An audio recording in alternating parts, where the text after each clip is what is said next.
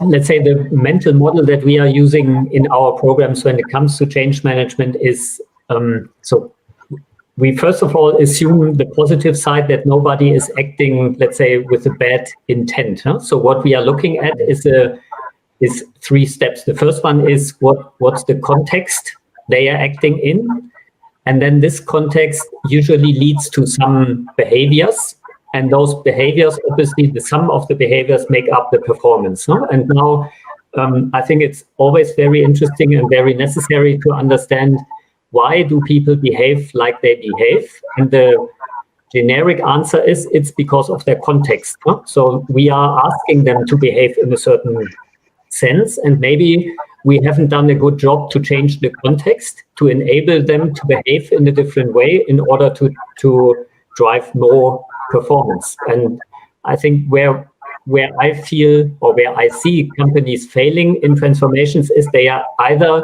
not addressing the context enough, and that can be capability builds, that can be explaining, that can be the KPI target values, which are contradicting, and so on. So that's all the context. And therefore, we are expecting a behavioral change out of the blue, which will not happen if we are not working on the context. And therefore, then we are not getting the performance out of the whole thing.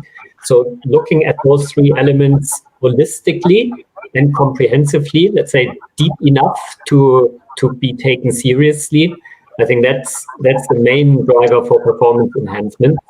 And then the system is the enabler. Without the system, obviously, it will not work. But then without this change aspect, also the system cannot drive performance, because it will ultimately fail.